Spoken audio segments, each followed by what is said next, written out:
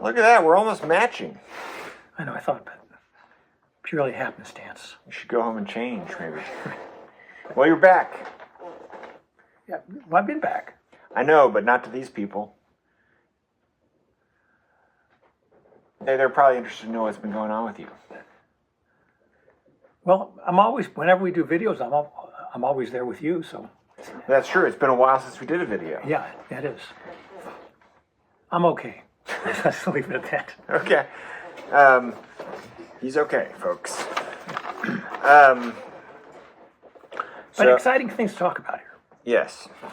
The first one is, so we got this deal from Dexter, from R. Murphy. R. Murphy was a knife company in Massachusetts.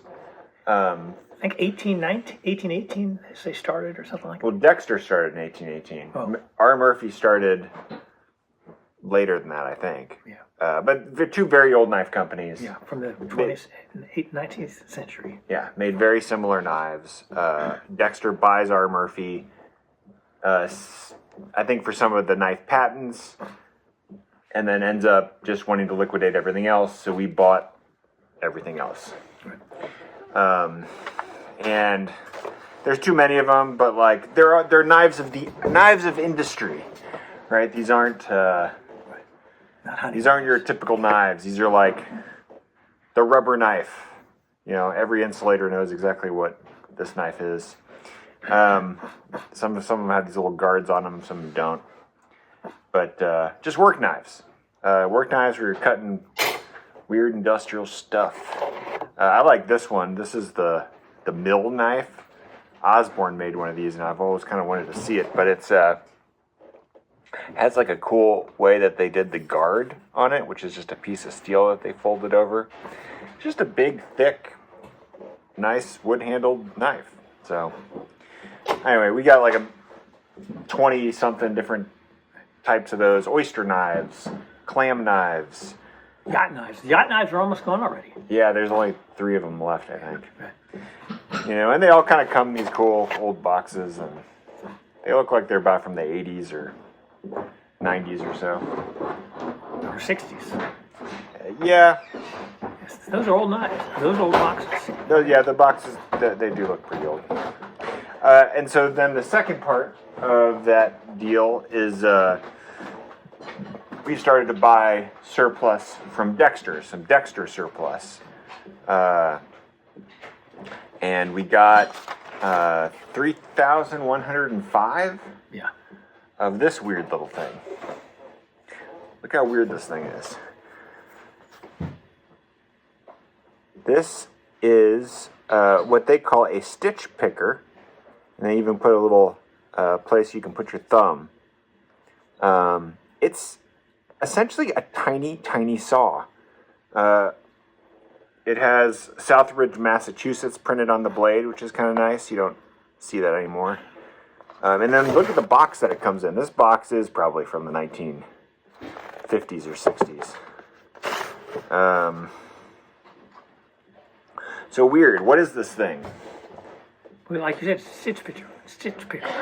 Right. It's a stitch picker. Well, Dexter, they made this so long ago that no one there at the company knew what they made this for. It had been sitting there so long that it had been forgotten. And so this is like classic surplus, right? Because this thing had an original purpose, but and it might still be useful in that way. Mm-hmm. Didn't you say came in immediately knew what they were for, cutting out stitches? Yeah, so I think it's for, they have the seam rippers with clothing. So if you've got a really long seam, like on a pair of pants or something, and you take that seam ripper and you rip out the first seam to pull it off, and then you'd basically, I think you just take this and pull it all the way down to basically like saw through the rest of the seams. So like rip open a really large kind of industrial. So they were making these for some company that had an industrial purpose. That that was ripping those seams like that. Now, they also are just an incredible little saw. But yeah, so here's our appeal to you, which is like, there is many things this could be used for. Many potential utilities. Many potential utilities. Is this good in the kitchen for something? Is this good camping for something? Like, what the hell are we going to do with these things? We have 3,000 of them. Yeah. Yes, there's not going to be probably 3,000 people that need these to rip seams in the way that. Well, I don't know if that's true, and they're only $4 a piece. They're $4. But yeah, kind of a fun surplus is based kind of off the creativity of the people that can see this thing and come up with a use for it. Will that cut wood, do you think? It cut, yes, it'll cut wood. It cut cardboard real well. So like, I'm talking like the good double-walled American cardboard, not that spongy Chinese cardboard. I mean, you sawed it, and it just sawed a perfect, nice straight line. So it is a tiny saw, but there's got to be 1,001 different uses for this thing, and hopefully you guys can figure it out. So anyway, those just came in yesterday, but they're all up online and available. We got a shipment in from Vaughn. That's right. From what's the new company's name? So Vaughn was bought by Marshalltown. Marshalltown Hammer, I think they call it. Yeah, and the original story that we heard was that everything was going to be rebranded Marshalltown. And yeah, we got it in, and that does not seem to be the case. It seems like they did the smart move, and they just kept everything exactly as it is. So everything just says Vaughn, it looks exactly the same, everything's exactly the same. Yeah. So, good news. Yeah. Price went up a little bit, I think. Yeah, but I think they did the exact right thing. Yeah. Which is, if it ain't broke, don't fix it. Right. So the price apparently was broke. But they were too cheap. Yeah, but not the hammer. So I think changing the name would be silly. Good job, guys. You kept the Vaughn name. I think that's the right move. Yeah. We also got, in our continuing pursuit of finding strange and unusual American-made items, we got the center finder from Products Engineering. So this is a pretty simple tool, but just kind of a cool thing. You can, so this part swivels around, and you can help you find the center. Whatever you want. We've already sold a bunch of these, so we'll probably have to order more. But U.S. made in Los Angeles. Nice little center finder. I don't know another company that makes one, but. Right. And then, we've already advertised this kind of stuff, but like Nipix is doing a little holiday plier. There is nothing different about this except just they made it look cool. And they're only making these for limited time. And we sold a ton of them. I don't know, people love Nipix. It's just a cool looking plier. So we'll have those probably till the end of Christmas. And then also we got a bunch of new council stuff. Their new splitting mauls have been wildly popular. Right. The 70 MAs. I don't have one here because we sold them all. More coming soon. Yeah.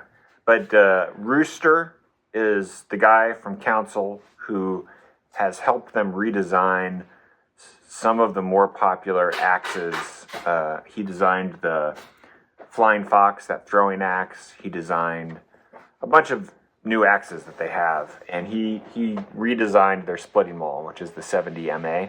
It's like a 7-pound, and it's just a much nicer wedge shape if you use that to split wood. I think it's by far the best splitting maul they have. Right. We got a picaroon. These have been doing well. Who knew? The Yeah. picaroon market. You pick your large piece of wood, spike it, and you can haul it around a lot easier. And then they also have this kind of ridiculous Halligan. They make a lot of tools now for fire department and the forest fire department. I don't know if that's a real thing or not, but they've been getting into more fire tools. So that's a door opener. But they already sold some of those too. Hard to believe. They've got strange fire rakes, and they have these really strange fire shovels that is bent at an odd angle. That I kind of want to buy, but don't really know why. Well, you should. Which is exactly what people see when they say the Halligan. They're like, well, I don't need it, but man, I want one. So that is Toyo too. Don't forget. Oh God, I'm just buying too much stuff. Yeah, so Toyo, Japanese toolbox company. These have been also selling like hotcakes. So much so that we're expanding. So this is the large size of their cantilever style. We used to get a cantilever from not Klein. Homac, but then originally from Kennedy. Oh, right. Yeah. And it's hard to find a cantilever toolbox. Nobody wants to make one. I don't know if it's too complicated, but bam, look at that. These are all removable, and they get stored here, so you can... Oh, and it's got Japanese writing. Does it? Oh, yeah. Well, they are Japanese. But... by the way, don't forget to mention the Japanese companies that you're looking into. Right, yeah. So, yeah, we've been doing more with the Japanese toolbox stuff, and of course we carry Vessel, which is a Japanese screwdriver company, and we also carry Koken now, which is ratchets and sockets. And the Koken prices have gone down. They've gone down a little bit, yep. But anyway, I've been working with this Japanese exporter, and essentially they can put a pallet together for us of strange and unusual Japanese tool items. Yep. And there's a company called Tops, and there's a company called Fujiya, Fugiya.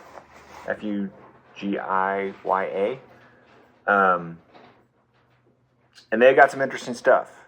Tops makes Japanese adjustable wrenches that look really nice. And because there's no more American-made adjustable wrench, and basically everybody's gone with Orega. Orega is a Spanish manufacturer, and they make they're just slapping different people's names on their adjustables. Right. Channel lock. Who else? Yeah. I mean, everybody. I can't, if it says made in Spain, it's made by Orega. And I reached out to them, and they didn't seem to care to email us back. So we're going to go the Japanese route. They open wider than Orega's and Crescent's adjustables. Mm-hmm. And they also have a strange feature where the knurling on the thumb screw is split into two pieces. And so it essentially, I think it makes it lock easier. I don't quite understand how that works, but they're really big on it. So, and they got like stubby ones and really thin jaw ones, and all of those kind of irregular ones that I think that you have a hard time finding here. Right. Well, I don't think you can find them here. No, and pliers, lots of weird angled pliers and things that I think that I'd never seen before, and just kind of look cool. Yeah. So hopefully we can work out a deal with them and have them here before Christmas, but we'll see. Yeah. I've never imported a pallet from Japan that way before. And then other possibilities, we used to sell a lot of flashlights. All right. What are the flashlight companies we've been through? Nebo was a big one. Nebo. Why don't we give up with them?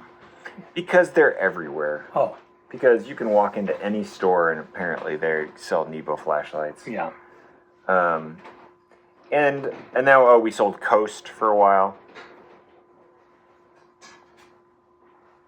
That's true. I thought my phone was ringing. So. The problem with flashlights is usually comes down to the button or the switch. Yeah. It's the first thing that gives out. Right. Right. So you can get however nice a flashlight. It can be whatever 1,000 lumens, but then the switch breaks and then it won't turn on again, and you have to and then the whole thing's busted. And it's a constant problem. And so Hey, how's it going? there's a company called Zebra. Picking up a tape measure. And Zebra is kind of known for their. You're over here, right? All the way back. Hey, how's it going? Pretty good. How are you doing? Good. Where's Zebra made? Zebra is made where all flashlights are made. Yeah. But they are a Texas-based company, Right. and that's as close as we could get. Right. But they are known for just the high-quality components that they use for their switches for all of the internals of the flashlight. Right. So it's not the brightest flashlight. It's not the cheapest flashlight, but it's just very well made and lasts forever. That's what you want. Yeah. And the batteries apparently last a really long time, and it's just, a good quality. The only bad thing about them is they don't make a nice inspection light. And the inspection light seems to be our most popular light. But they make lots of small lights. So hopefully we're in works to try to be a distributor of theirs, and we'll carry everything. Oh, good. And it would be nice to have a flashlight company that other people don't have. Yeah, I mean, front counter's always been flashlights and knives, and it's like peanut butter and jelly. Right. Right. Yeah, you can't go wrong with either one. That's right. Everybody needs a flashlight and a knife.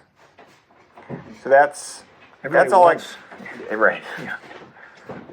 I mean, that's all I got. So hopefully this will all happen in the next month, but you never know. Yeah.